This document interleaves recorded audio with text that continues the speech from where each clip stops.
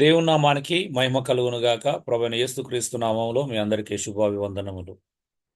మనం ఏ role of ఏ బిలీవర్లో ఒక విశ్వాస యొక్క పాత్రలో రెండో అంశంలో మనం ఏడో పాయింట్ దగ్గర ఉన్నాం. ఏడో బాధ్యత క్రైస్తవుడు నిర్వహించాల్సినటువంటి ఏడో బాధ్యత మనం సహోదరులను ప్రేమించడం, సంఘానికి క్షేమాభివృద్ధి కలిగించడము, సో సత్క్రియలు చేయడము, సమాధానం కలిగి ఉండటము. ఓకే, ఇవన్నీ చూసుకుంటూ వచ్చటం, సహించడము. మరి ఈరోజు ఏంటిది అంటే సత్యమే అనుసరించాలి. క్రైస్తవుడు విశ్వాస యొక్క పాత్రలో మరొక అద్భుతమైనటువంటి పాత్ర లేదా బాధ్యత లేదా ధర్మం ఏంటిది అంటే సత్యమే అనుసరించడం. చదువుతారా? ఎఫెసులకు రాసిన పత్రిక 4:25.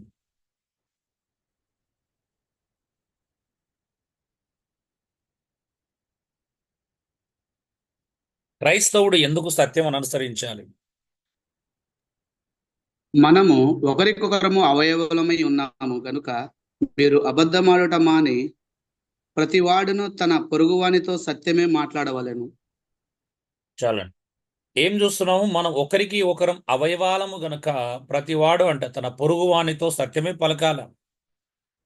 కష్టంగా ఉంది కదా అండి. అసలు ఇంత ఇంత సింపుల్గా బైబిల్ ఎలా చెప్పబడింది? అసలు ఇంత సింపుల్గానే చెప్పబడింది. చాలా సింపుల్గా చెప్పబడింది కదా.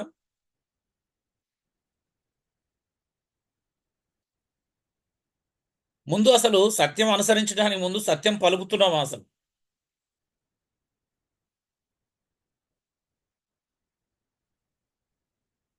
ఇక్కడ ఎక్కడ లేనటువంటి ఒక అద్భుతమైన లాజిక్ చూస్తున్నాం. క్రైస్తవ్యంలో ఉన్నటువంటి అద్భుతమైన లాజిక్ ఏంటిది? మనం ఒకరికి ఒకరం అవయవాలం. మీరు నాకు అవయవాలైతే నేను మీకు అవయవాన్ని. మనలో ప్రతి ఒక్కరం మరొకరికి ప్రత్యేకమైనటువంటి అవయవాలం. మరి ప్రతి ఒక్కరం అవయవాలము కనుక ప్రతివాడు అంట తన పొరుగు వానితో సత్యమే పలకాలి. మరి జరుగుతుందా అండి? ఇది సత్యమే పలుకుతున్నామా? మనం ఒకరికొకరు అబద్ధాలు ఆడట్లేదా? ఈ మాటను ధైర్యంగా మనం ఒప్పుకోగలుగుతామా? చెప్పగలుగుతామా? నా పొరుగు వానితో నేను సత్యమే పలుకుతున్నాను అంటే నేను నా సొంత శరీరంలోని మరొక అవయవంతో నా అవయవం అబద్ధం ఆడదు. నా కన్ను చేయితో కానీ కాలుతో కానీ అబద్ధం ఆడదు. నా చెయ్యి కాలుతో కానీ కాలు చేయితో కానీ అబద్ధం ఆడదు. ఎందుకంటే ఒక అవయవం ఇంకొక అవయవానికి సహకారిగా ఉంటుంది కానీ వ్యతిరేకంగా ఉండదు. అవునా అండి? మరి క్రైస్తవులం అయినటువంటి మనం అలాగే ఉండాలంట. ఒకరికొకరం ప్రత్యేకమైనటువంటి అవయవాలం కనుక సత్యమే పలకాల. బహుశా ప్రపంచంలో క్రైస్తవులు ఆడినంత అబద్ధాలు బహుశా ఎవరు ఆడరేమో అండి. అన్యుల కన్నా కూడా కొంత భయం భక్తి ఉంటుంది. అవునా? అన్యులకు నేను అన్యుల మధ్యలో చూశాను. వాడు నమ్మే దేవుడి కన్నా భయభక్తుడు. అబ్బో, దేవుడు చూస్తున్నాడు అనే భయం ఉంటుంది. కానీ క్రైస్తవులకు ఆ భయం కనిపించదు కదా. ఉంటుందా అండి? దేవుడు చూస్తున్నాడు అనే భయం ఎప్పుడైనా కనిపించిందా క్రైస్తవుల్లో? మీరు గమనించండి ఒకసారి.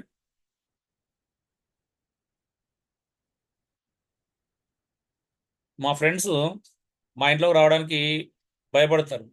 ఎందుకు భయపడతారు అంటే నేను అన్ని ఎంత కంఫర్ట్ ఇచ్చినా వాళ్ళు రారు. ఎందుకు రావురా అంటే, అరే నేను ఇక ఈరోజు కొంచెం కొద్దిగా వేసుకున్నాను రా, అందుకే నేను రాను అంటాడు. మీరు భక్తులు కదరా, మీ ఇంట్లోకి వస్తే బాగుండదు అంటే వాళ్ళకి ఆ సిస్టమ్ అంటే వాళ్ళకు ఏమంటారు ఆ మనస్సాక్షిని పట్టిన భయంతో నన్ను నడుచుకుంటారు. కానీ మనకు ఆ భయం కూడా ఉండదు. అవునా అండి?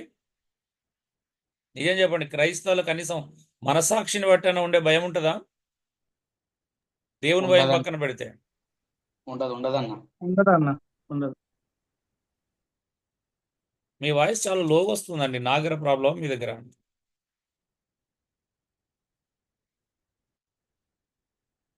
సో ఆ భయం ఉండదు. అంటే మనం ఏం మాట్లాడుతున్నాం అనే భయం లేదు. ఎవరితో మాట్లాడుతున్నాం అనే భయం లేదు. ఎందుకు మాట్లాడుతున్నాం అనే భయం లేదు. క్రైస్తవుడు అనేవాడు తన పొరుగువానితో సత్యమే పలకాలి. ఎందుకు అంటే మనం అందరం అవయవాలం గనుక. ఒక అవయవానికి అబద్ధం చెప్పకూడదు కనుక. ఒక అవయవం ఇంకొక అవయవానికి అగనెస్ట్గా వ్యతిరేకంగా ఉండదు, పనిచేయదు. నా చెయ్యి ఆ, నా చెంపను కొట్టదు. నా చెంపను సాఫ్ట్గా ఏమన్నా ఉంటే తుడుస్తే తప్పించి గాయం చేయలేదు. అంటే నా శరీరంలోని ప్రతి అవయవం ఇంకొక అవయవాన్ని ప్రొటెక్ట్ చేయడానికి చూస్తుంది. అగనెస్ట్గా ఏది కూడా ప్రవర్తించదు. మరి క్రైస్తవులైనటువంటి మనము మన నాలుకను మన అవయవాలకు వ్యతిరేకంగా, మన తోటి సహోదరులకు వ్యతిరేకంగా ఎలా వాడతామండి? ఉం? అసత్యం పలుకొచ్చా? అంటే కనీసం మినిమం భయం కూడా లేదన్నట్టే కదా మనకి. ఉం? చూడండి, ఒకరికొకరం అవయవంలో కనుక మనం అందరితో మంచిగా ఉండాలి, మంచి మాటలే మాట్లాడాలి, సత్యమే పలకాలి, అబద్ధాలు చెప్పకూడదు. కొండ మీద ప్రసంగంలో కూడా ఛాలెంజెస్ కానీ, లేకపోతే ఒట్లు పెట్టుకోవడం కానీ, లేకపోతే ఇంకేం చేయకూడదు అంటాడు. ఉం? ఎందుకు? మన మాట అవునంటే అవును, కాదంటే కాదు అని ఉండాల. క్రైస్తవుని మాట ఎస్ అంటే ఎస్, నో అంటే నో అని ఉండాలి. అంతకు మించినదంట దుష్టు నుండి పుట్టినది. ఆ ప్రమాణం చేయకూడదంటే దేని మీద పడితే దాని మీద ప్రమాణం చేయకూడదు. ఉం? నువ్వు దేని మీద ప్రమాణం చేయడానికి అధికారం లేదు. అంటే ఒట్టు బాబు, నేను అసలు అబద్ధమే ఆడలేదు తెలుసా, నేను నిజం చెప్తున్నాను. మనం జనరల్గా వాడుతూ ఉంటాం, ప్రమాణం చేస్తుంటాం. ప్రమాణం దేని మీద ప్రమాణం చేయకూడదని చెప్తుంది. మన మాట అవునంటే అవును, కాదంటే కాదు అని ఉండవలను. వాటికి మించింది దుష్టు నుండి పుట్టిందే. మరి మనము నిజం కాని వాటిని, సత్యం కాని వాటిని ఏంటిది గట్టిగా పలిగినంత మాత్రాన అది సత్యం అయిపోదు. మనం నొక్కి చెప్పినంత మాత్రాన సత్యం అవ్వదు. సత్యం మాత్రమే పలకాలండి, సత్యం మాత్రమే చెప్పాలి. ఎంత అవసరం ఉంటే అంతే మాట్లాడండి. అప్పుడు అనవసరంగా మాట్లాడాల్సిన అవసరం ఉండదు. ఉం? నమ్మించడానికి ప్రయత్నం చేయకండి నీ సహోదరులను. కొంతమంది డబ్బులున్నా వేరే వాటికి వాడుకుంటూ అవసరమైన వాటికి ఇవ్వరు. దానికి ఏమని చెప్తారు, మా దగ్గర డబ్బులు లేవండి, మాకు చాలా ప్రాబ్లమ్స్ ఉన్నాయని చెప్పే వాళ్ళు కూడా ఉంటారు. కానీ వేరే వాటికి వాడతారు కదా. కొన్ని మంచి పనులకు వచ్చినప్పుడు డబ్బులు ఉండవని చెప్తారు. ఉం? లేకపోతే ఎవరికైనా సహాయం చేయడానికి వచ్చినప్పుడు డబ్బులు లేవని చెప్పడమో, లేకపోతే ఏదో ఒక రకంగా మన పొరుగు వాళ్ళతో అబద్ధం ఆడుతూనే ఉండొచ్చు. మేబీ మన మాటల్లో సగమే యథార్థత అయి ఉండొచ్చు కదా, సగం సత్యం సగం అబద్ధం అయి ఉండొచ్చు. నిజమే, మీరు చెప్పేటి కొన్ని సత్యం అయి ఉండొచ్చు, కానీ ఆ సత్యంలో కూడా కొంత అసత్యం దాగి ఉన్నదనే విషయం మీకు కూడా తెలుసు చెప్తున్నప్పుడు. అవునా?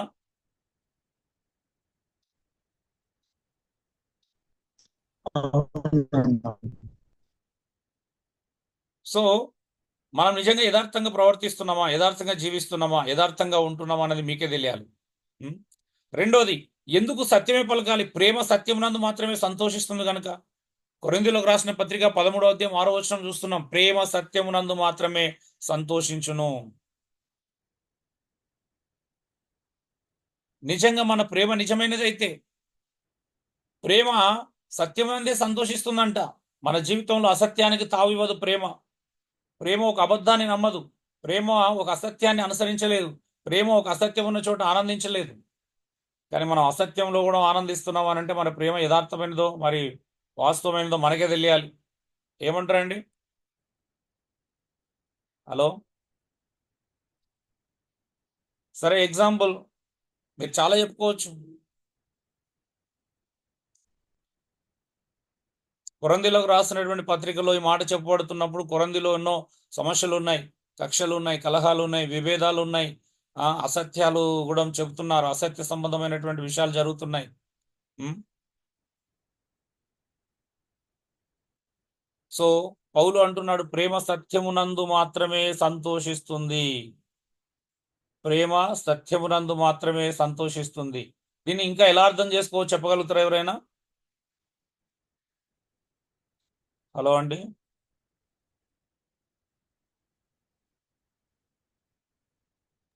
మాట్లాడతారా? దేవుడు సత్యంతో సంతోషిస్తాడు. మీ మాటలు వినబడట్లేదండి ఎవరు కానీ.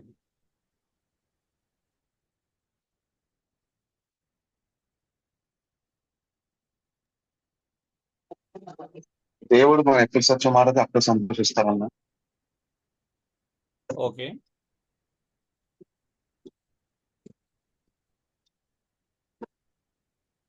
ఇంకొక మాట ఇక్కడ ఉన్నది ఏంటో తెలుసా? ప్రేమ సత్యం నందు మాత్రమే సంతోషిస్తుంది అనే దానికి ముందు ఒక మాట మాట్లాడాడు. ఏంటో తెలుసా? ప్రేమ దుర్నీతి విషయమై సంతోషపడక సత్యమునందు మాత్రమే సంతోషిస్తుంది. ప్రేమ దుర్నీతి విషయమై సంతోషపడదంట అండి, కేవలం సత్యమునందు మాత్రమే సంతోషిస్తుంది అంట. ఉం? దీని అర్థం ఏంటో తెలుసా? పోనీ హలో,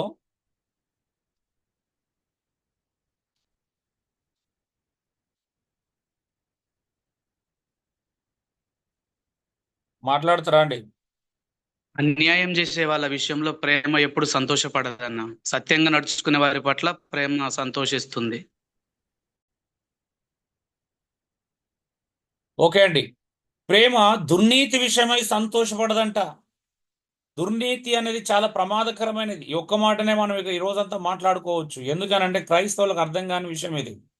ప్రేమ దుర్నీతి విషయమై సంతోషపడక సత్యమునందు మాత్రమే సంతోషపడుతుంది. దుర్నీతి అని అంటే ఇనిక్విటీ, అధర్మం, క్రూరత, దురన్యాయం, హార్ష్నెస్ అంటారు, ఫెరోసిటీ అంటారు, ఇంజస్టిస్. సో క్రూరత, దురన్యాయం, ఘోరమైన అన్యాయం అంట, దుర్మార్గం, ఒక చెడ్డ చర్య లేదా విషయం లేదా పాపం. పాపం విషయంలో ప్రేమ సంతోషించదు. ఎవరైనా పాపం చేస్తే ఆనందించదు. మీ పొరుగువాడు పాపం చేస్తున్నా మీరు పట్టించుకోవట్లేదు, ఆనందిస్తున్నారు అంటే మీరు ప్రేమ కలిగిన వ్యక్తులు కాదు. అర్థమవుతుందా? ఈరోజు మన చుట్టూ ఏం జరిగినా మీరు పట్టించుకుంటలేరు.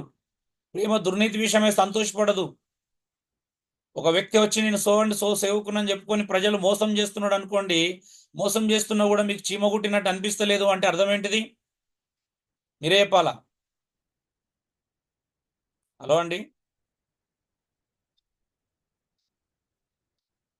వారితో ఏకీపిస్తున్నారండి. ఒక రకంగా ఏకీభవిస్తున్నట్టే కదా. ఇప్పుడు చూడండి, ఇప్పుడు లోతును తీసుకోండి. సొదొమ గొమొర్రా పట్టణాల్లో జరుగుతున్న పాపాన్ని చూసి ఏం చేసినంట? అనుదినం తన నీతి గల మనసును నొప్పించుకొని వచ్చానంట. మీకు చెడు జరుగుతున్నప్పుడు నొప్పి కలుగుతుందా అండి? ఎంతమంది కలుగుతుంది చెప్పండి? హలో అండి. దుర్నీతి జరుగుతున్నప్పుడు మీకు ఎంతమంది నొప్పి కలుగుతుంది? ఒకడు అన్యాయంగా సంఘాలను మోసం చేస్తున్నప్పుడు మీలో ఎంతమందికి నొప్పి కలుగుతుంది? ఒక వ్యక్తి డబ్బుల కొరకు సంఘాలను పీడిస్తుంటే మీకు నొప్పి కలుగుతుందా? హలో అండి. కలుగుతున్నది. ఎంతమంది కలుగుతుంది? నేను ఒకరిద్దరు గురించి అడగట్లేదు. ఇక్కడ 35 మంది ఉన్నారు, నన్ను వదిలేస్తే 36 మంది ఉన్నారు. ఎంతమందికి నిజంగా పెయిన్ ఫీల్ అవుతున్నారండి? సమాజంలో జరుగుతున్న అక్రమాలను చూసినప్పుడు, అన్యాయాలను చూసినప్పుడు, సంఘంలో జరుగుతున్న ఈ దుర్నీతి కార్యాలు చూసినప్పుడు పెయిన్ ఫీల్ అవుతున్నారా? అవుతున్నాం అన్న, బాధపడుతున్నాం చాలా. ఫీల్ అవుతున్నాం కానీ మాట్లాడలేకపోతా ఉన్నాం. సో చాలా బాధ కలిగించే విషయాలు జరుగుతుంటే, నిజంగా మనం ప్రేమిస్తే, మన ప్రేమ యథార్థమైనది అయితే, నిజమైనది అయితే, అందుకే అంటున్నాడా, క్లియర్గా మెన్షన్ చేశాడు పౌలు, దుర్నీతి విషయమై సంతోషపడక సత్యమునందు మాత్రమే సంతోషిస్తుంది. దుర్నీతి అంటే ఏంటి? సత్య విరోధమైన ఆలోచన చేయట.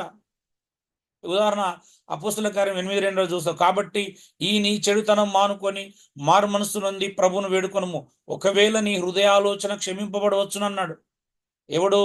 ఒక గారెడి సీమోను వచ్చి ద్రవ్యం పెట్టి నాకు వరం కావాలని అడిగాడు. నేను ఎవరి నెత్తి మీద చేయబెడతాను? పరిశుద్ధాత్మ వరమును పొందుకున్నట్లు నాకు దయచేయమని అంటే ఏమన్నాడు? సత్య విరోధమైన ఆలోచన చేసినట్టేనా? గారెడి సీమోను సత్యమైన ఆలోచన చేసినండి, సత్య విరోధమైన ఆలోచన చేశాడా?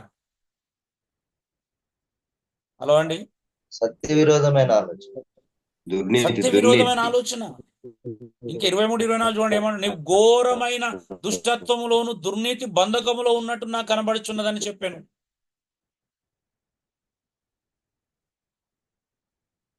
పరిశుద్ధాత్మ అభిషేకాలను అంటే డబ్బుల చేత వ్యాపారం చేసడం దుర్నీతియా కాదండి? ఘోరమైన దుష్టత్వమా కాదా చెప్పండి? హలో. ఇప్పుడు పరిశుద్ధాత్మ పేరు మీద జరిగేవి ఎంత దారుణాలు ఉన్నాయో, సంఘంలో విశ్వాసులు డబ్బు పెట్టి ఆశీర్వాదాలు కొనాలనేటువంటి ఒక భయంకరమైనటువంటి అభిప్రాయంలో ఉన్నారు. బోధకులు కూడా ఆశీర్వాదాలు డబ్బులు ఇస్తే వస్తాయని చెప్పేటువంటి ఒక దుర్మార్గమైన బోధలో ఉన్నారు. సో ఇది కూడా 100% గారడి సీమోను విధానమే అవుతుంది. ఖచ్చితంగా అది దుర్నీతి కాదండి? చెప్పండి. ఇప్పుడు దేవుడికి ఏదైనా ఇస్తేనే ఇస్తాడనే దుర్నీతి సత్యమైన నీతియా? మీరే చెప్పండి. దుర్నీతి, దోచుకునటం. దుర్నీతి అన్న. మరి ఇప్పుడు కర్చీఫ్ల మీద కానీ, లేకపోతే అంటే నూనె బాటిల్ మీద కానీ, మ్యాట్స్ మీద కానీ, పెన్నులలో దేవుని అభిషేకం ఉందని అమ్మడం దుర్నీతియా? దుష్టత్వంతో నిండిన క్రియనే అంటారా, లేకపోతే సత్యమైన క్రియనా? దుర్నీతి. మాట్లాడరేంటండి? దుర్నీతి, దురాశ. దుర్నీతి అన్న, దుర్నీతి. మరి ఆ భయం ఉంటుందా? ఈ రోజు ఏం జరుగుతుంది సంఘాలలో? అంత దుర్నీతి. సత్యం ఎక్కడ ఉందండి? ఇంకొక మాట ఉంది. దుర్నీతి అంటే రెండో మాట తెలుసా? సత్యమును అడ్డగించుడా. రోమిలకు రాసిన పత్రిక మనం 1:18 చెప్పబడుతుంది. దుర్నీతి చేత సత్యమును అడ్డగించు మనుషుల యొక్క సమస్త భక్తిహీనత మీదను దుర్నీతి మీదను చూడండి దేవుని కోపం పరలోకం నుండి బయలుపరచబడుచున్నది. 1:29 అట్టివారు సమస్తమైన దుర్నీతి చేతను దుష్టత్వం చేతను లోభం చేతను ఈర్ష్య చేతను నిండుకొని మచ్చరము నరహత్య కలహము కపటం వైరం అనే వాటితో నిండిన వారై ఎంత నాశనం అవుతున్నారో చూడండి. రోమా 2:8 కూడా చూస్తాం దుర్నీతి విషయమే. అయితే భేదములు పుట్టించి చూడండి, అయితే మంచిగా వినండి, అయితే భేదములు పుట్టించి చూడండి, మన మధ్యలోనే భేదములు పుట్టిస్తున్నాడు. సత్యమునకు లోబడక, ఇటు సత్యానికి లోబడతలేడు, ఒకటి భేదములు పుట్టిస్తున్నాడు. పుట్టించి ఏం చేస్తున్నాడు? దుర్నీతికి లోబడి వారి మీదకి దేవుని ఉగ్రతయు రౌద్రము వచ్చును. ఇటు భేదాలు పుట్టిస్తున్నాడు, సత్యమునకు లోబడట్లేదు, దుర్నీతి కొరకు నిలబడుతున్నాడు, ఆశపడుతున్నాడు అంట. అలాంటి వారికి అంట దుర్నీతికి లోబడుతున్నారు. అంటే బహుమానాలు ఓకే, డబ్బులు ఓకే, కానీ సత్యం వద్దు. ఏమంటారండి?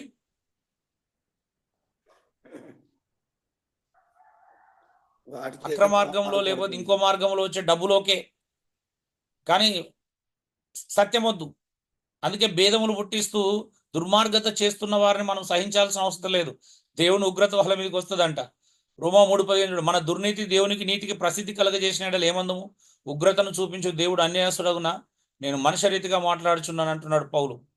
చూడండి ఎంత ప్రమాదకరం. దుర్నీతి సత్యమును అడ్డగించేది, అది సత్యముకు విరోధమైనది దుర్నీతి. మరి ఈరోజు సత్యాన్ని అడ్డగించేదంత దుర్నీతి అన్నట్టేనా కాదా చెప్పండి? సత్యమునకు విరోధమైన దుర్నీత కాదా? దుర్నీతి అన్న.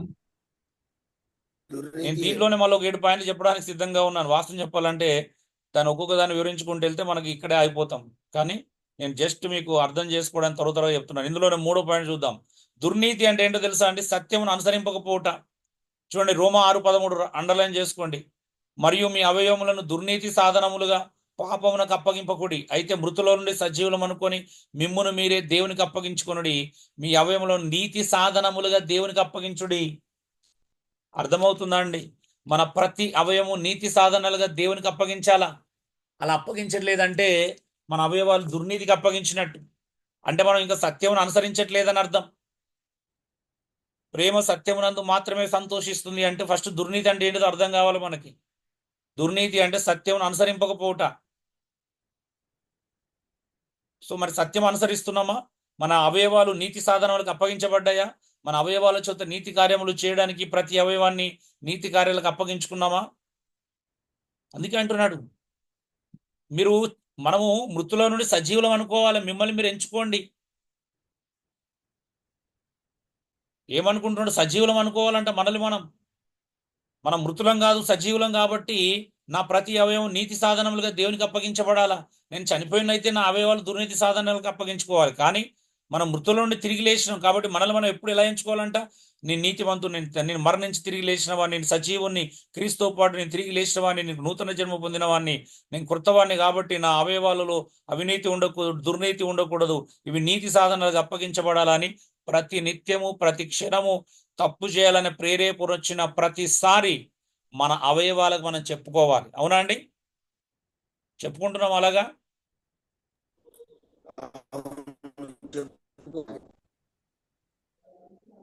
చెప్పుకోవట్లేదయ్యా, చెప్పుకోవాలి. తప్పు చేయాల్సిన ప్రతి సందర్భంలో, పాపం చేయాల్సిన ప్రతి సందర్భంలో మీరు అవయవాలతో చెప్పుకోండి, నువ్వు కొత్తగా జన్మించినావు, నువ్వు ఇప్పుడు మరణించినావు తెలుసా, నీకు ఆ హక్కు లేదు, నువ్వు మృతి చెందావు, ఇప్పుడు నువ్వు సజీవుడవు, నువ్వు పాత జీవితాన్ని వదిలేసి నూతనంగా జన్మించిన అవయవానివి, నీకు ఆ తప్పు చేయడానికి అవకాశము లేదు, అధికారం ఇవ్వబడలేదు అని చెప్పుకుంటున్నావు మన అవయవాలతో, మన నాలుకతో, మన ప్రతి అవయవంతో. హలో అండి, చెప్పుకొనిచున్నాం. 4వది దుర్నీతి అంటే సత్యంపై అపనమ్మకం ఉంచుట. 2 తెస్సలోనిక 2:10 దుర్నీతిని పుట్టించు సమస్త మోసముతోను నశించున్న వారిలో సాతాను కనబరచు బలమును అనుసరించి ఉండునంట. ఏంటిది? సత్యమును నమ్మకపోవడం. ఈరోజు సత్యమును అనుసరించడం పక్కన పెట్టండి. దుర్నీతి అంటే ఇప్పుడు సత్యాన్ని నమ్మకపోవడం కూడా దుర్నీతి. ఎందుకంటే సాతాను అంట సమస్త మోసంతోను నశించున్న వారిలో సాతాను కనబరచు బలమును అనుసరించి ఉంటుందంట. ఈ దుర్నీతిని పుట్టించుతాడంట వాడు.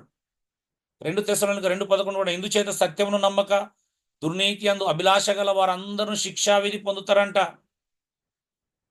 సత్యమును నమ్మక దుర్నీతి అందు అభిలాష గల వారందరూ ఈరోజు మన మధ్యలోనే ఉన్నారండి అలా సత్యమును నమ్మక దుర్నీతి అందు అభిలాష కలిగిన వాళ్ళు.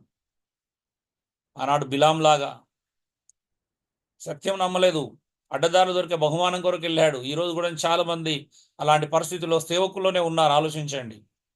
5వది దుర్నీతి అంటే సత్యమును ఆచరించకపోవట. 2 తిమోతి 2:19 అయినను దేవుని యొక్క స్థిరమైన పునాది నిలకడగా ఉన్నది, ప్రభు తన వారిని ఎరుగును అనున్నది, ప్రభు నామమును ఒప్పుకొనుచు ప్రతి వాడును దుర్నీతి నుండి తొలగిపోవును అనున్నదే దానికి ముద్రగా ఉన్నది. 2:14 ఆయన సమస్తమైన దుర్నీతి నుండి మనల్ని విమోచించి సత్క్రియలందు ఆసక్తి గల ప్రజలను తన కోసం పవిత్రపరుచుకున్నాడు, తన సొత్తుగా చేసుకుంటకు తన్ను తానే అప్పగించుకున్నాడు మన కొరకు. తీతు 2:14 చెప్తున్నాను నేను ఇప్పుడు. చూడండి, దుర్నీతి నుండి దేవుడు మనల్ని విడిపించాడు సత్క్రియలను చేయడానికి, సత్యమునందు నిలకడగా ఉండటానికి. సత్యమును ఆచరించకపోవడం కూడా దుర్నీతియే. సత్యమును అనుసరించకపోవడం దుర్నీతియే, సత్యమును ఆచరించకపోవడం దుర్నీతియే, సత్యమును నమ్మకపోవడం దుర్నీతియే, సత్యమును అడ్డగించుట దుర్నీతియే. ఎంతమంది ఉన్నా చూడండి. ఈవెన్ సత్యమును అతిక్రమించుట దుర్నీతి. 2 పేతురు 2:16 ఆ బిలాము దుర్నీతి వలన కలుగు బహుమానమును ప్రేమించెను, అయితే తాను చేసిన అతిక్రమము నిమిత్తం అతడు గద్దింపబడెను. సత్యాన్ని అతిక్రమించాడు బిలాము, అందుకే గద్దించబడ్డాడు. నోరు లేని ఒక గార్ధవం చేత మానవ స్వరంతో మాట్లాడి అతన్ని అడ్డగించింది, అతని వెరితనాన్ని అడ్డగించిందంట. ఏమంటుండో తెలుసా అండి? వెరితనం అంటది. ఏది వెరితనం? సత్యాన్ని అనుసరించుట వెరితనం కాదు, సత్యాన్ని అతిక్రమించుట వెరితనం. దుర్నీతి వల్ల కలుగు బహుమానం కొరకు సత్యాన్ని అతిక్రమించి వెళ్ళాడు, అది వెరితనం. ఈరోజు సత్యాన్ని అనుసరించే వాళ్ళని వెరి వాళ్ళగా చూస్తున్నారు. అవునా అండి? అవునన్నా, అవును. 7వది దుర్నీతి అంటే ఏంటో తెలుసా? సత్యానికి అవరోధంగా ఉండుట. 1 యోహాను 1:9 మన పాపములు మనం ఒప్పుకొని ఎడల ఆయన నమ్మదగిన వాడు నీతిమంతుడు గనక ఆయన మన పాపములను క్షమించి సమస్త దుర్నీతి నుండి మనల్ని పవిత్రులుగా చేస్తాడు. ఒప్పుకోకపోవడం అవరోధించడమే. రోమా 8:7 ఏలైనగా శరీరానుసారమైన మనసు దేవునికి విరోధమైనది, అది దేవుని ధర్మశాస్త్రం లోబడదు, ఏమాత్రం లోబడనేరదు. రోమా 8:8 కాగా శరీర స్వభావం గల వారు దేవుణ్ణి సంతోషపరచలేరండి. చూడండి, ఇవన్నీ సత్యమునకు విరోధమైనటువంటి విషయాలు. దుర్నీతి ఫస్ట్ అర్థమైతే సత్యం ఆనందించడం ఏంటో అర్థమవుతుంది. ఈరోజు అక్రమాలు, అన్యాయాలు, దుర్నీతి ఎన్ని ఉన్నాయి తెలుసా అండి? నీ పబ్బాలలో, నీ పండుగలలో అసత్యంలో నువ్వు ఆనందిస్తున్నావు. కొత్త కొత్త పండుగలు కల్పించుకుంటున్నావు, లేని పండుగలలో ఆనందిస్తున్నావు. ఇప్పుడు డిసెంబర్ వస్తేగా అన్ని అసత్య పండుగలే. ప్రేమ నిజంగా సత్యం నందు మాత్రమే సంతోషిస్తుంది అన్నప్పుడు మరొక అసత్యంలో ఎలా ఆనందిస్తారండి ప్రేమ? నిజం చెప్పండి. హలో, అవునన్నా. ఒక అబద్ధాన్ని నువ్వు పండుగ చేసుకుని ఆనందిస్తున్నావు అంటే అది ప్రేమ ఉన్నట్ట లేనట్ట? మీరే చెప్పండి. ఇవి మనకు అర్థం కావు. ఏమున్నది? ఒక మంచి జరుగుతుంది కదా అనుకుంటాం. అంటే దేవుడు అబద్ధం ఆడి ఒక ఆత్మను రక్షించాలని కోరుకుంటాడా అండి అబద్ధం ద్వారా? మన దేవుడు సత్యవంతుడా అబద్ధికుడా? సత్యవంతుడు. మన దేవుడు సత్య సువార్త ద్వారా ప్రజలకు నడిపించాలనుకుంటాడా? సత్య సువార్త చెప్పడానికి ఒక అబద్ధాన్ని కల్పించుకోమని చెప్తాడా? సత్య సువార్త ప్రకటించడానికి ఒక అబద్ధపు ఆచారం కల్పించుకోవచ్చా అండి? హలో, కల్పించకూడదు. మరి మనం దాన్ని అడ్డు పెట్టుకుంటున్నాం. నేను సువార్త ప్రకటిస్తున్నా కాబట్టి నేను ఎలాంటి అబద్ధం చెప్పినా పర్వాలేదు అనుకుంటున్నారు కదా చాలా మంది. అనుకుంటున్నారా అనుకోవట్లేదా అండి?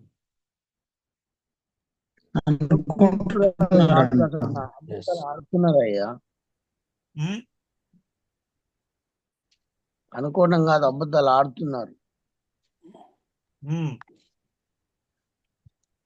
అసలు మన సువార్తలు అన్ని అబద్ధాలే. యేసుప్రభుని నమ్ముకుంటే అదైతుంది ఇదైతుంది అని చెప్పడం అబద్ధం కాదా అండి? హలో, అబద్ధమా సత్యమా?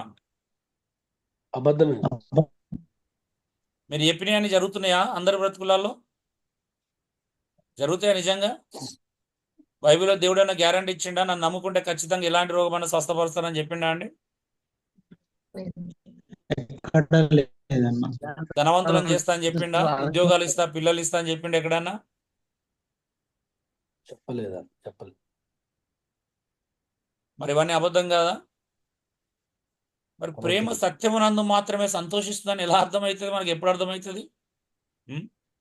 నెక్స్ట్ సత్యము. సత్యం అంటే సంఘము, సత్యమునకు స్తంభమును ఆధారము గనుక ఎందుకు సత్యం పలకాలే? అసలు సంఘమే సత్యమునకు స్తంభం ఆధారమై ఉన్నది. అంటే సంఘం దేని మీద కట్టబడాలండి? సత్యం మీద కట్టబడాలి. సంఘం అసత్యం మీదనా సత్యం మీదనండి కట్టేది?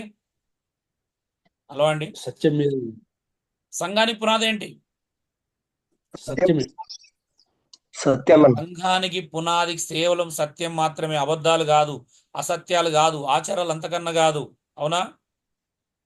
అవునయ్యా అవును. సంస్థలు కాదు, డినామినేషన్లు కాదు, నువ్వు వెంబడించే వ్యక్తులు కాదు సత్యానికి స్తంభము. సంఘానికి స్తంభము మనం అనుసరించే వ్యక్తులు కాదు, కేవలం సత్యం మాత్రమే సంఘమునకు స్తంభమును ఆధారమునై ఉన్నది అంట.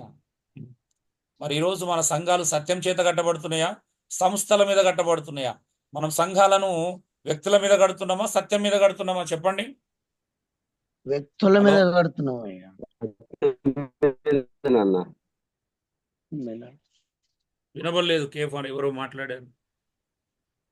అన్న సత్యం మీదే కడుతున్నాము, ఇంకా కట్టడానికి ప్రయత్నిస్తున్నాం అన్న. సో ఈరోజు ఆలోచించండి, ఎన్ని సంఘాలు సత్యం మీద కడుతున్నారు? అసలు సత్యం ఎట్లా కడుతున్నారు? సత్యబోధ చేస్తున్నారా? నిజంగా చెప్పండి. సంఘం అంటే తెలుసా? మీ స్థానిక సంఘంలో ఉన్న వాళ్ళందరికీ ఎంతమంది తెలుసు? ఇప్పుడు సంఘం సత్యం మీద కడుతున్న వాళ్ళందరూ చెప్పండి. మేము సత్యం మీదనే కడుతున్నాం అని అందరూ ఒక్కటే జవాబు చెప్పండి. మీ స్థానిక సంఘములోని వ్యక్తులకి సంఘం అంటే తెలుసా? చెప్పండి. హలో హలో అండి, కొంతమందికి తెలియదయ్యా.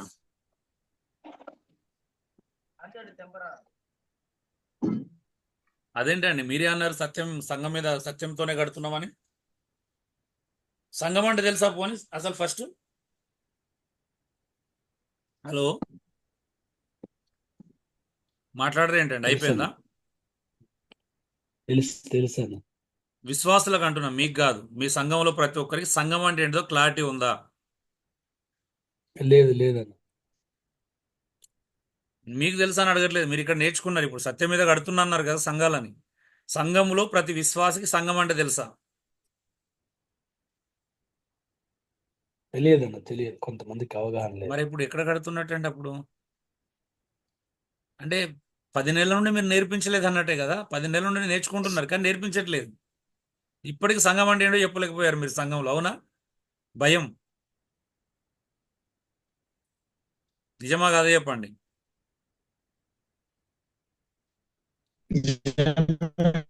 వాస్తవం. భయం. ఇంకా సంఘం మీద అని చెప్తే ఎంత భయమో మనకు. అవునా? అంటే ఇప్పుడు సత్యం మీద కడుతున్నారా, అబద్ధాల మీద కడుతున్నారా సంఘం అంటే? పునాది ఏంటిది అసలు? సంఘానికి పునాది సత్యం. మరి సంఘం అంటేనే తెలియదు. దేవుడు తన స్వరక్తం ఇచ్చి సంపాదించిన తన సంఘము. చెప్తున్నారా? సంఘం అనేది తెలుసా ప్రజలకి? ఇది స్వరక్తం ఇచ్చి సంపాదించినది మనమే, మేమే సంఘం అంటే తెలుసా? తెలియదు.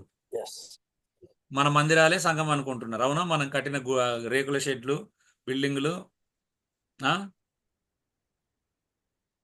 వాటిని చర్చ్ అని చెప్పుకుంటున్నారు కదా. ఇంకా అయిపోయింది. ఎంత భయం అండి. వెంకటేష్ గారు 6వ రోజు చెప్పానండి. 15వ తారీఖు 1వ నెల జనవరిలో ఫస్ట్ క్లాస్ అదే అన్న సంఘం గురించి. అవును, ఫస్ట్ క్లాస్ అవే. చూడండి, ఇప్పటికి మీలో చాలా మంది తెలుసు మీరేం చేస్తున్నారో. మీ మనస్సాక్షి తెలుసు. మీరు క్లారిటీగా లేరని కూడా తెలుసు. ఈరోజు ఈ మాటలు మిమ్మల్ని గుచ్చుకున్న పర్లేదు. ఎందుకనంటే 10 నెలలు అవుతుంది స్థానిక సంఘంలో. సంఘం అంటే ఇది, సంఘం అంటే మనమే. దేవుడు దీనికోసం ప్రాణం పెట్టాడు. ఈ 4 గోడల కోసం పెట్టలేదు. ఈ 4 గోడలు ఉంటే పోతాయి. ప్రస్తుతానికి దేవుడు కృప చూపించిండు కాబట్టి వాడుకుంటున్నాం, అంతేగాని 4 గోడలకు ప్రాధాన్యత లేదు. మీకంటే 4 గోడలు విలువైనవి కాదు అని నేర్పించారా? హలో అండి,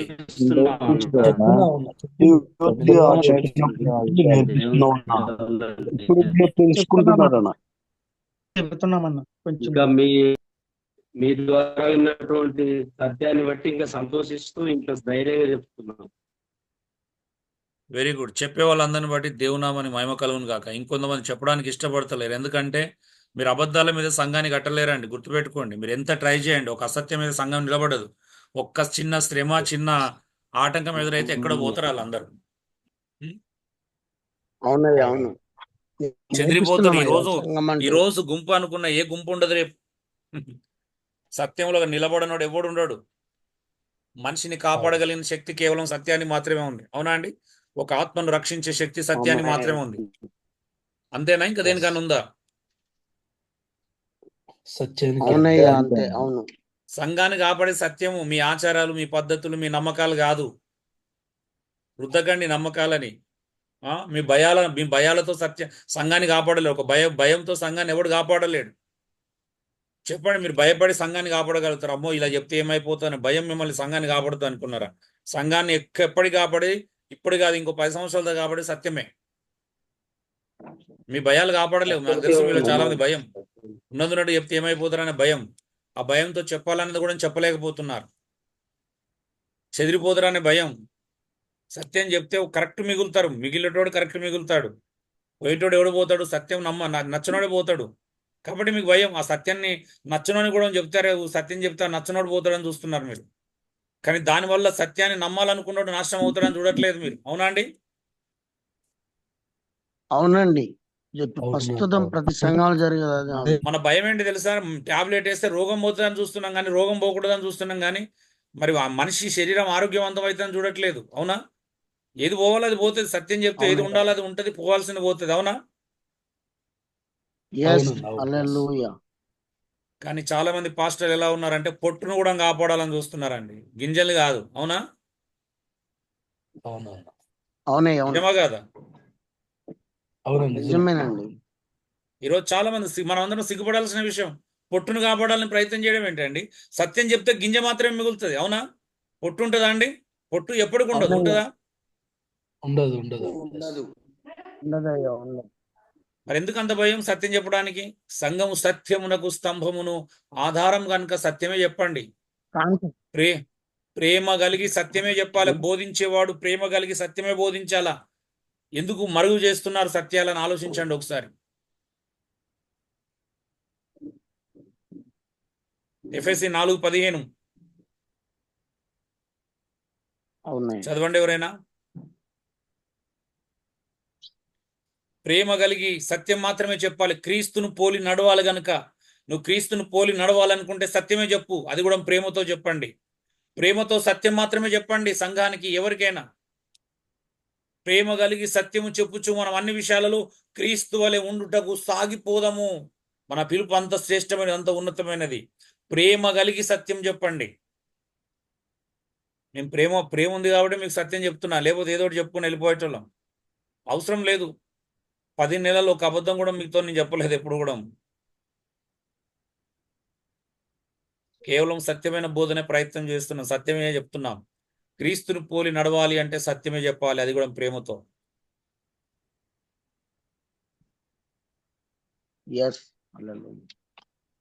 మరి ఎవరిని అనుసరించాలనుకుంటున్నారు మీరు? క్రీస్తునా, వ్యక్తులనా, సంస్థలనా, డినామినేషన్లనా? నెలకు 1000-2000 సపోర్ట్ చేసిన వారిని ఎవరిని అనుసరించాలనుకుంటున్నారు చెప్పండి.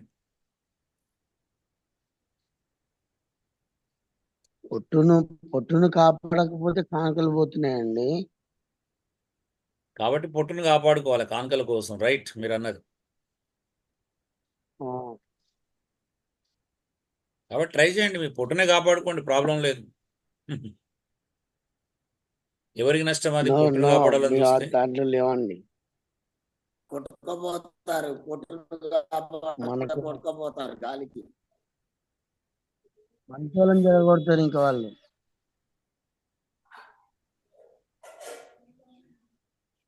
ఒకసారి చదువుతారా? కొరింథీయులకు రాసినటువంటి పత్రిక 5:8 సత్యమును కలుషితం చేయవద్దు అంటున్నాడు ఇక్కడ.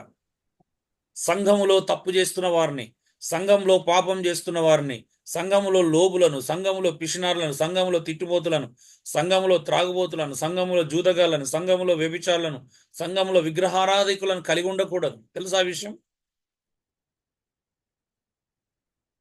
చదువుతారా ఒకసారి కొరంథీలకు రాసిన పత్రిక 5:8 మొదటి కొరంథీ. గనుక పాతదైన పులిపిండితోనైనను దుర్మార్గతయు దుష్టత్వములను పులిపిండితోనేను కాకుండా నిష్కాపట్యమును సత్యములను పులియని రొట్టెతో పండుగ ఆచరిద్దాము. ఏంటిదంట? సత్యమని పులియని రొట్టె. సత్యమని పులియని రొట్టెలు దొరుకుతాయా అండి ఎక్కడైనా? హలో అండి, సత్యమని పులియని రొట్టె అంటే ఏంటి చెప్పండి నాకు.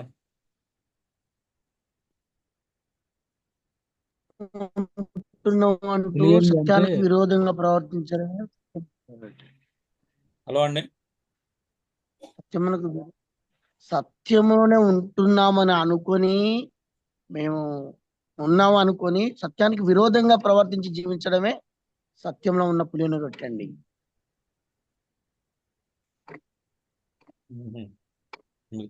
మీరు ఎలా అర్థం చేసుకున్నారు నాకు అర్థం కాదు.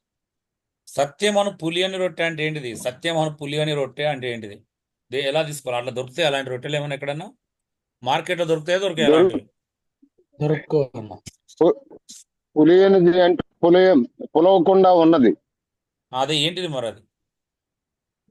ఆ పులవకుండా ఉండేదేగా సత్యం అంటే. సత్యవాక్యం అని అక్కడ అలంకార భాష వాడాడు కదా. సత్యమును పులి అనేది కల్మషం లేనిదే ఆ పులి అనేది. సో పులియని రొట్టె అంటే ఏంటిది? సంఘములోనంట పాపము లేకుండా చూసుకోవడం. అర్థమవుతుందా అండి? పులియని రొట్టె అంటే ఏంటిది? సంఘములో ఎలాంటి పాపము ఎడమివ్వకూడదంట, పాపాన్ని ప్రోత్సహించకూడదు. మరి మన సంఘాలు లేవా ప్రాబ్లమ్స్? పైకెళ్ళి రండి, ఏమంటున్నాడు అక్కడ? వాడు తన తండ్రి భార్యను ఉంచుకున్నాడంట. ఇట్టి జారత్వం అన్యజనులో కూడా జరగట్లేదు. అలాంటి వాడిని మెడలు బట్టి బయటికి గెంటేయకుండా ఉప్పొంగుచున్నారే, సిగ్గు లేదా అంటున్నాడు. మనం ఎలా పండుగ చేసుకోవాలి? ఎలా సంఘంతో కలిసి ఉండాలా? రొట్టె విరవాలి. మనం ఇవన్నీ చేయాలంటే సంఘంలో ఏ స్థితి ఉండాలా? ఇలాంటి దుర్మార్గులను, ఇలాంటి జారత్వంలో ఉన్న వాళ్ళని, ఇలాంటి వాళ్ళని పెట్టుకోవచ్చా అని అడుగుతున్నాడు పౌలు. పెట్టుకొని ఉప్పొంగొచ్చా? ఇంకా ఉప్పొంగుతున్నారంట కొరంథీ సంఘం.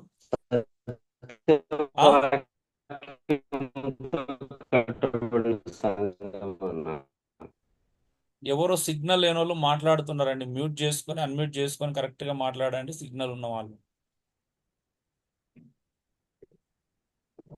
సో మరి త్రాగుబోతులను, తిరుగుబోతులను కింద చూడండి, తర్వాత వర్షం చూడండి ఏమంటున్నాడు. 9-10 వచనాలు మనం చూస్తే, ఇప్పుడైతే సహోదరుని వాడినవాడు మంచిగా ఉండండి, తిట్టుబోతు గాని, త్రాగుబోతు గాని, జూదగాడు గాని, వ్యభిచారి గాని, పిచ్చినారోడు, లోబి గాని, విగ్రహారాధికుడు అయి గాని అయ్యున్న ఎడల అట్టి వానితో కలిసి సహవాసం చేయకూడదు, సాంగత్యం చేయకూడదు, కలిసి భోజనం చేయకూడదు. మరి సంఘంలో అలాంటి వాళ్ళు పెట్టుకొని భోజనాలు ఎలా చేస్తున్నారు? సాంగత్యం ఎలా చేస్తున్నారు? సిగ్గు లేనోళ్ళే కదా అలా చేసేది. అవునా అండి? అవునన్నా. సంఘంలో కూడా రైట్ పర్సన్ కాదు. పెళ్ళై ఇంకొకరు మెయింటైన్ చేస్తున్నట్టు, లేకపోతే పెళ్ళై ఇంకొకరితో ఉంటున్నది, ఇలాంటి ఎన్నో కథలు ఊర్లలో నడుస్తుండొచ్చు. అయినా కూడా మీరు సంఘంలో రానిస్తున్నారా? ఓ పిష్నారోడు ఉండొచ్చు సంఘంలో, లోబిని ఎంకరేజ్ చేస్తున్నారా? సంఘంలో దేనికి స్పందించాడు, రూపాయి కూడా పెట్టాడు, ఎక్కడ ప్రాణం పోయినట్టు ఫీల్ అవుతాడు. అలాంటి పిష్నాలతో సాంగత్యం చేస్తున్నారా? హలో అండి, జరుగుతుందండి. ప్రతి గ్రామంలో అట్లా జరుగుతుంది. వద్దు అని అంటలేదు, మనసు మార్చుకోవడానికి ఖండించట్లేదు. బోధించే వాళ్ళే అట్లుంటే ఎట్లన్నా మరి? మేలు మరి ఎక్కడండి ఇప్పుడు? అంటే ప్రేమతో సత్యం పలకాలి.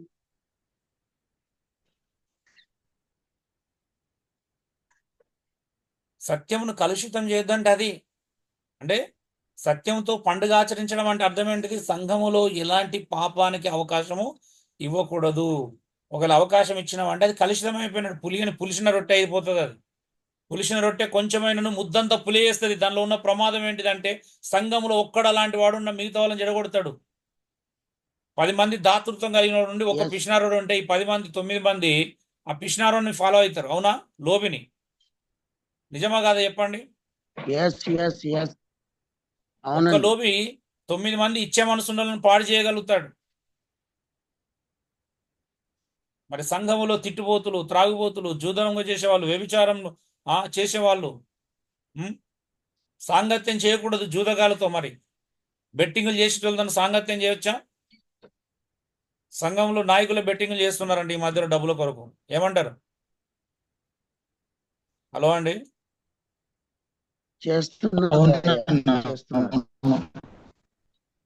మరి ఎవరు బుద్ధి చెప్పాలి ఇప్పుడు? నాయకుడు అలా చేస్తే, కాపురం ఎలా చేస్తే ఎవరు ఇవ్వాలి చెప్పండి బుద్ధి? ఎవరు చెప్పాలా?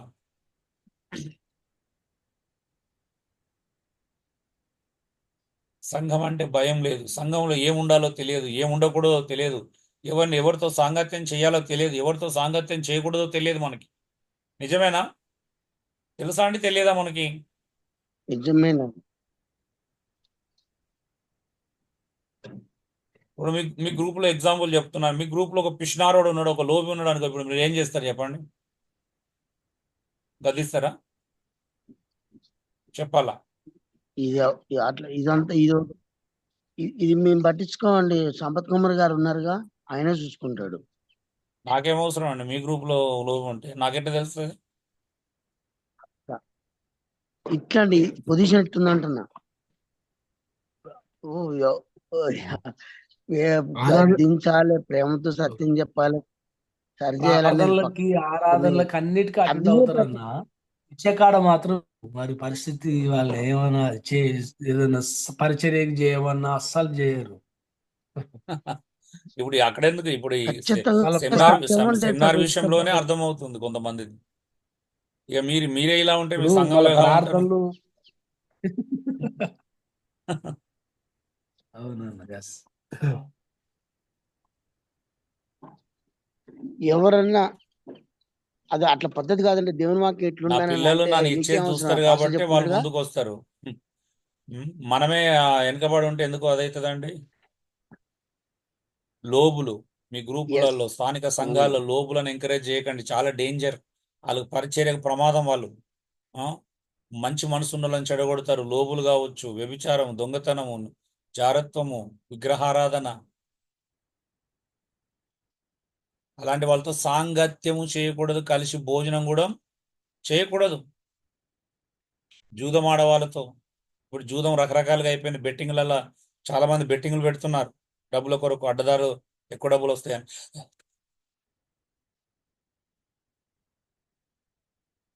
ఇప్పుడు కొన్ని లీగల్ జూదాలు కూడా వచ్చినాయి.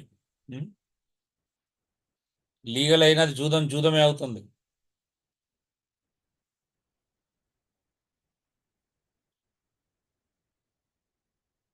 ఎందుకు? సత్యమే అనుసరించాలి. యాకోబు 5:10 తప్పిపోయిన వాడిని సత్యమునకు మళ్లించాలి కనుక. ఎంత అద్భుతంగా ఉంది చూడండి. తప్పిపోయిన వాడిని ఏం చేయాలంట? మనకెందుకండి? మా పనే తప్పించడం. మళ్ళీ తప్పిపోయిన వాడిని ఎవరు తీసుకొస్తారు చెప్పండి? మన పనే తప్పించడం అయితే కదా. ఏమంటారు? సీక్రెట్ అటెండర్స్ ఉన్నాయా? మన పనే డబ్బుల కోసం. అయ్యో వాళ్ళ కానుకలు ఎక్కడ పోతాయి, ఇప్పుడు ఉన్నట్టు చెప్తే కానుకలు ఎవరిస్తారు అనే భయంతో తప్పించడమే మన పనే. ఇక సత్యాన్ని మళ్ళిస్తామండి మనం? మీరే చెప్పండి.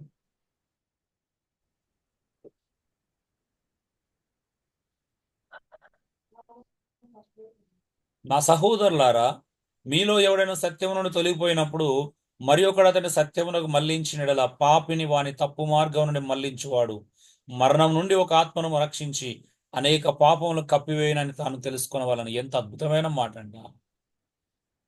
తప్పిపోతున్న వారిని సత్యానికి మళ్ళిస్తానంట మన అనేకమైన పాపములు కప్పివేయబడతాయి అంట. ఇంతకంటే గొప్పది ఏముంటది చెప్పండి? మరి పాపులను మనం తప్పుడు మార్గం నుంచి మళ్ళిస్తున్నామా? అందులోనే కొనసాగేలా చేస్తున్నామా? ఎందుకంటే తప్పిస్తే మళ్ళిస్తే మనకు లాభం ఉండదు, కానీ కొనసాగింపజేస్తే ఎంతో కొంత ఆర్థిక లాభం ఉంటది కదండి. ఏమంటారు? ప్రస్తుతం అట్లే ఉందయ్యా. సో కాబట్టి మనం టచ్ చేయకూడదండి. పోతే పోనీ అని మంచి మాట చెప్పదు. వినకపోతే వదిలేయాలని వదిలేయాలా? అది కూడా చేయం. ఎందుకంటే అసలు మళ్ళించడానికి ప్రయత్నం చేస్తే కదా వాడిని వదిలేయాలా, వాడు పెట్టుకునేవాడా, ఉంచుకునేవాడా, వదిలేసేవాడా అని ఎప్పుడు తెలుస్తుంది? మళ్ళించడానికి ప్రయత్నం చేస్తే కదా. వాడు విధేయుడో అవిధేయుడో ఎప్పుడు తెలుస్తుందండి? ప్రయత్నం చేసినా తెలుస్తుంది. అవును. మరి ప్రయత్నమే చేయం. మనం ప్రయత్నం చేయనప్పుడు మంచోడు చెడ్డోడు విధేయుడు అవిధేయుడు ఎట్లా తెలుస్తుందండి? సత్యం చెప్తే కదా విధేయుడు అవిధేయుడు అవునండి, అవును. తెలిసేది. అవునా? అవును అవునమ్మా. ఇటు సత్యానికి లోబడేవాడా లోబడినవాడా ఎప్పుడు తెలుస్తుంది? సత్యం వైపు మళ్ళిస్తే కదా తెలిసేది. నువ్వు ఈ దారిలోకి రా అని చెప్పండి ఒకసారి, వస్తాడో రాడో తెలియండి. రాకపోతే మనోడు కాదన్నట్టే కదా, మనవాడు కాదన్నట్టే కదా. అవునండి? Yes, అవును అవునన్నా. అంతే కదండి. ఆ మాత్రం జ్ఞానం లేకపోతే ఎలాగా మనకి? దీనికి ఏమన్నా పెద్ద పెద్ద అనుభవాలు కావాలా?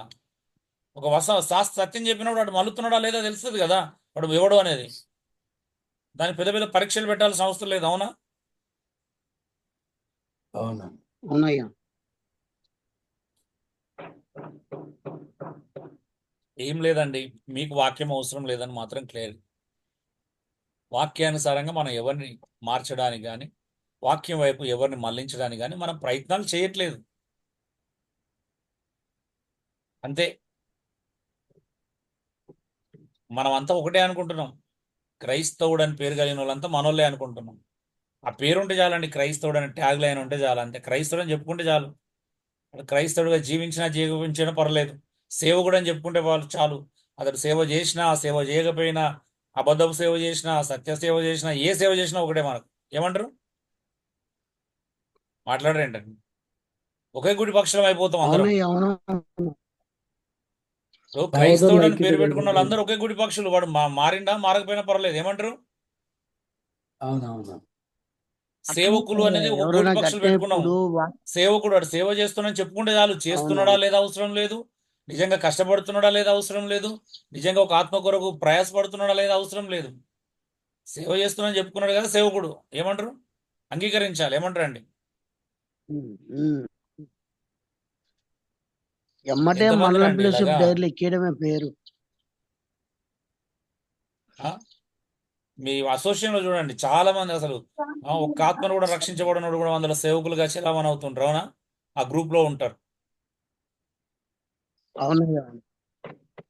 ఎట్లా సేవకుని చేశారో నాకు ఇప్పటికి తెలియదు వాళ్ళని. మరి ఆ ట్యాగ్ లైన్ ఉంటే చాలండి, నేను నుదుటి మీద రాసుకుని మెడలో నేను పాస్టర్ని అని ఒక గంట కట్టుకుంటే చాలు. ఏమంటారు?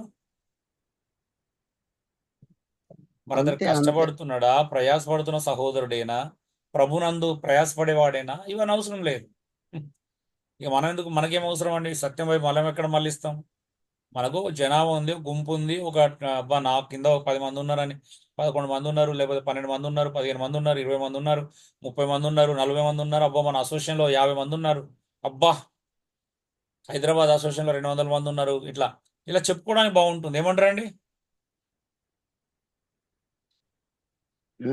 అవునయ్యా, అవును. సంఖ్యలు చూడకండి, సత్యం చూడండి దయచేసి. సంఖ్యలతో ఏమంటారు ఇక, చేతులు గుద్దుకోకండి సంఖ్యలతో.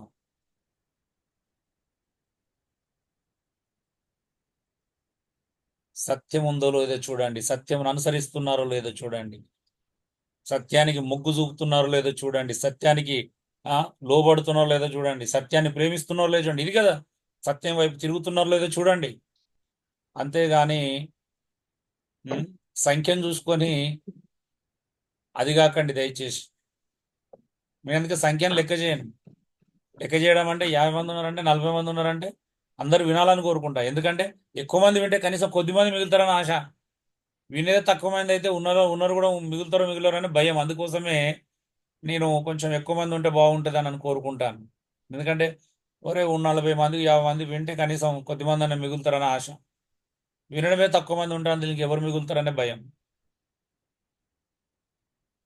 తప్పిపోయిన వారిని సత్యానికి మళ్లించండి దయచేసి. పాపం చేస్తున్న వారిని మళ్లించండి, అసత్యాన్ని అనుసరిస్తున్న వారిని మళ్లించండి సత్యం వైపు. మేము గత 20 సంవత్సరాలు ఇదే ప్రయత్నం చేస్తున్నాం, ఒకరొకరు మారతారని. ఒక్కరు మారిన సంతోషిస్తున్నాం, ఎక్కువ మంది మారాలని ప్రయత్నం చేస్తున్నాం.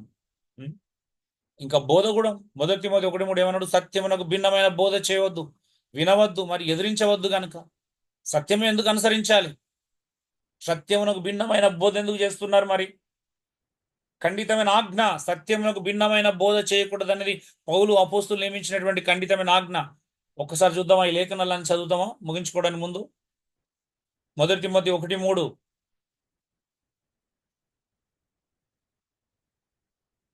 ఆయన బైబిల్ మీ దగ్గర ఉండవు కదా, నేనే చదువుతున్నాను. నేను మాసిదోనియకు వెళ్ళుచుండగా సత్యమునకు భిన్నమైన బోధ చేయవద్దని కల్పనా కథలు, మితం లేని వంశవలులు, విశ్వాస సంబంధమైన దేవుని ఏర్పాటుతో కాక అవి వివాదములతోనే సంబంధం కలిగి ఉన్నవి గనుక వాటిని లక్ష్య పెట్టవద్దని కొందరికి ఆజ్ఞాపించుటకు నీవు ఎఫెస్సులో నిలిచి ఉండవాలని నేను హెచ్చరించిన ప్రకారం ఇప్పుడు నువ్వు హెచ్చరిస్తున్నాను అంటున్నాడు. పౌలు తిమోతిని హెచ్చరిస్తున్నాడు. ఓ తిమోతి, నువ్వు ఎఫెస్సులో నిలిచి ఉండు. ఎందుకు? సత్యమునకు భిన్నమైన బోధ చేసే వాళ్ళు ఉన్నారు. అలా భిన్నమైన బోధ చేయొద్దు. కొంతమంది కల్పనా కథలు, మితం లేని వంశావళుల గురించి మాట్లాడుతున్నారు. ధర్మశాస్త్ర సంబంధమైనటువంటి క్రియల గురించి అవన్నీ విశ్వాస సంబంధమైనవి కావు. అవి దేవుని ఏర్పాటుతో ఉన్నవి కావు. అవి వివాదములతోనే సంబంధం కలిగి ఉన్నవి గనుక అలాంటి వాటిని లక్ష్య పెట్టొద్దని కొందరికి ఆజ్ఞాపించుటకు నీవు ఎఫెస్సులో నిలిచి ఉండవాలని హెచ్చరించిన ప్రకారం ఇప్పుడు హెచ్చరిస్తున్నాను. అసలు ఈ హెచ్చరికలు ఉన్నాయా? ఒక సేవకుడు మరో సేవకుని హెచ్చరిస్తున్నారు ఇలాగా? హలో అండి, ఈ బోధ ఉందా? పౌలు తిమోతిని హెచ్చరిస్తున్నాడు. ఓ తిమోతి, నిన్ను అక్కడ నీకెందుకు హెచ్చరిస్తున్నానుగో, నిన్నెందుకు హెచ్చరిస్తున్నాను తెలుసా? నువ్వు కొంతమందిని హెచ్చరించడానికే. అక్కడ కొంతమంది నువ్వు హెచ్చరించాలా? ఎందుకంటే సంఘంలో కల్పనా కథలు, మితం లేని వంశవాళుల గురించి మాట్లాడుతున్నారు. ధర్మశాస్త్ర సంబంధమైన క్రియలను గురించి కూడా మాట్లాడుకుంటున్నారు. అవి విశ్వాస సంబంధమైనవి కావు. అవి దేవుని ఏర్పాటుకు సంబంధించినవి కావు. అలాంటి వాటిని లక్ష్య పెట్టాల్సిన అవసరం లేదు.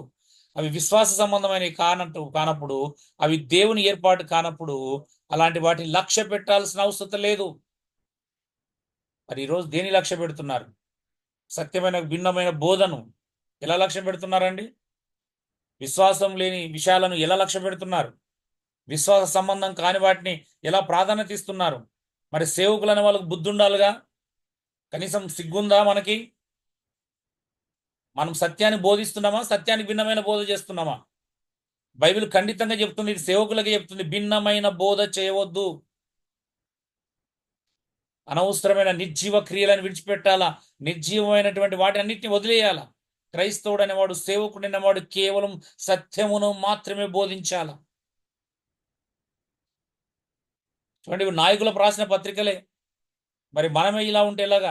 2 తిమోతి 3:8 చదవండి, ఏముందో.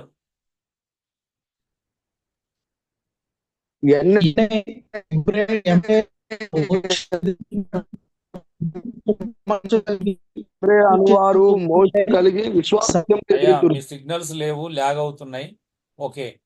ఎంబ్రే అని వారంట మోషని ఎదిరించినట్టు వీరును చెడిన మనస్సు కలిగి విశ్వాస విషయంలో భ్రష్టులై సత్యమును ఎదిరించురంట. చూడండి, 7వ వచనం, సత్య విషయం అనుభవ జ్ఞానం ఎప్పుడు పొందలేని అవివేక స్త్రీల యొక్క ఇళ్లలో వచ్చి వారి చెరపట్టుకొని పోవారు వీరు చేయని వారు. ఎంబ్రే అని వారు ఏం చేస్తున్నారు చూడండి. కేవలం పైకి భక్తి గల వారి వల్ల ఉంటున్నారు, దాని శక్తిని ఆశ్రయించిన వారంట. ఒకరోజు వీరి అవివేకం బయటపడుతుంది.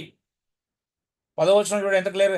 అయితే నీవు నా బోధను, మంచిగా వినండి ఏమంటున్నాడు పౌలు తిమోతి చెప్తున్నాడు. ఓ తిమోతి, అయితే నువ్వు నా బోధను, నా ప్రవర్తనను, నా ఉద్దేశమును, నా విశ్వాసమును, నా దీర్ఘశాంతమును, నా ప్రేమను, నా ఓర్పును నీకు తెలుసు కాబట్టి వీటిని అనుసరించు. ఆ లుస్త్రాను పట్టణంలో నాకు కలిగిన హింసల ఉపద్రవం తెలుసుకున్నవాడే నన్ను వెంబడించితివి. అట్టి హింసలను సహించితివి గాని నాకు హింసలు జరిగినా నన్ను వెంబడించావు, నన్ను శ్రమలో వెంబడించావు. కాబట్టి ఇప్పుడు నా బోధను, నా ప్రవర్తన, నా ఉద్దేశము, నేను ఏ ఉద్దేశంతో బ్రతుకుతున్నానో, నా విశ్వాసము, నా దీర్ఘశాంత, నా ప్రేమ, నా ఓర్పును అనుసరించమంటున్నాడు. ఏమనుసరించాలా? సత్యమైన బోధన అనుసరించాలా. ఈ కథలు, కట్టుకథలు, ఎంబ్రేలాగా వాళ్ళలాగా తప్పుడు బోధలు, తప్పుడు ఉద్దేశాలు చెరపట్టుకొని పోతున్నారంట. చూడండి,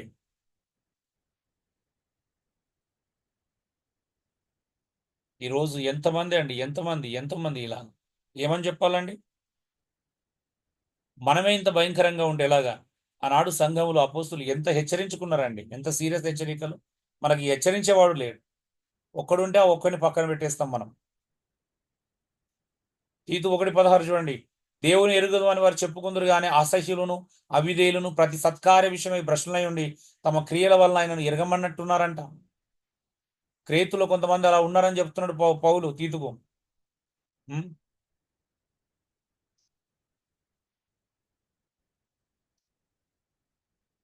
క్రియల వల్ల దేవుని ఎరగమన్నట్టున్నారా మనలో చాలా మంది?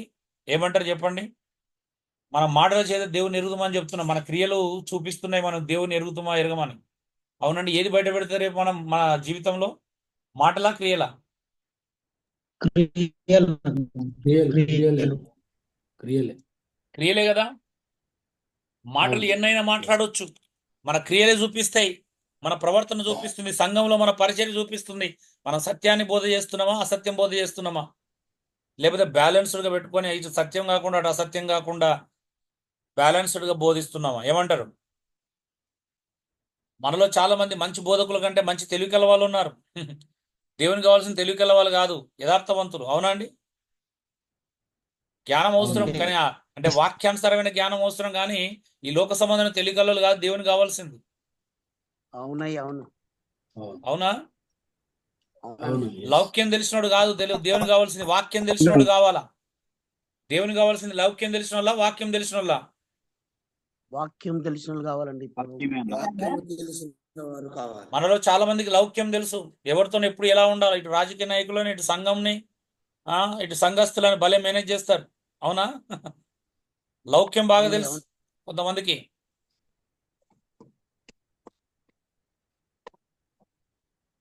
లౌక్యాన్ని వాక్యంతో కలుపుకుంటా ఉంటారు కొంతమంది. వాక్యంతో ఏది కలపొద్దు, సత్యంతో ఏం కలపొద్దు, సత్యమైన బోధతో ఏం కలపొద్దు. సత్యం సత్యమే, సత్యానికి వేరే వాడితో అవసరం లేదు, అదొక్కటి చాలు. అది బలపరచడానికైనా, నిలబెట్టడానికైనా, కట్టడానికైనా అన్నిటికీ సత్యం చాలు. కాబట్టి సత్యమే అనుసరించుదాం డియర్ బ్రదర్స్ అండ్ సిస్టర్స్. సీరియస్గా తీసుకోండి. ఇది మరలా మీకు యూట్యూబ్లో పెడతాను, మరలా వినండి అవసరం ఉంటే. కానీ అసత్యానికి తావివ్వకండి, అబద్ధాలకు తావివ్వకండి. జీవితంలో ఎక్కడ కూడా వాటికి అవకాశం ఇవ్వకండి. పరితపించండి సత్యం కొరకు, సత్యమైన బోధ కొరకు తప్పించండి. సత్యమైన బోధ చేయాలనుకోండి, ఎవరైనా వక్రీకరించినా లేకపోతే తప్పుదో పట్టినా గద్దించండి, ఖండించండి. సత్యానికి లోబడిన వాళ్ళని సీరియస్గా తీసుకోవాలి, ఖండించాలా. ఖండించట్లేదు అంటే మీరు ప్రేమ కలిగిన వాళ్ళు ఎలా అవుతారు? ఖండించట్లేదు అంటే మీరు సత్యాన్ని ప్రేమించిన వాళ్ళు ఎలా అవుతారు? ప్రేమ దుర్నీతి విషయమై సంతోషపడక సత్యం నందు మాత్రమే సంతోషిస్తుంది. మీ ప్రేమ యథార్థమైనదైతే, మీ ప్రేమ నిజమైనదైతే, మీరు రక్షించబడింది నిజమైతే, మీరు సేవ చేసేది నిజమైనదైతే, మీరు నిజంగా దేవుని కొరకే బ్రతుకుతున్న వారైతే సంఘాన్ని సత్యం మీద కట్టండి. ఎందుకంటే సంఘము సత్యమునకు స్తంభమును ఆధారమై ఉన్నది. సంఘము సత్యం మీద మాత్రమే కట్టబడుతుందండి. సంఘము సత్యబోధ మీద మాత్రమే కట్టబడుతుంది. సత్యం లేని చోట సంఘం ఉండలేదు, దానికి ఎగ్జిస్టెన్స్ ఉండదు, దాని ఉనికి ప్రశ్నార్థకం అవుతుంది. గమనిక, క్రీస్తు సత్యం గనుక విశ్వాసులు సత్యమునే అనుసరించాలి. క్రీస్తు సత్యము గనుక విశ్వాసులు సత్యమునే అనుసరించాలండి. క్రీస్తే సత్యము, ఆయన సత్యమై ఉన్నాడు. యోహాను సువార్త 1లో కూడా చెప్తున్నాడు, ఆ సత్యము ఆయన వెలుగై ఉన్నాడు, ఆయన సత్యమై ఉన్నాడు.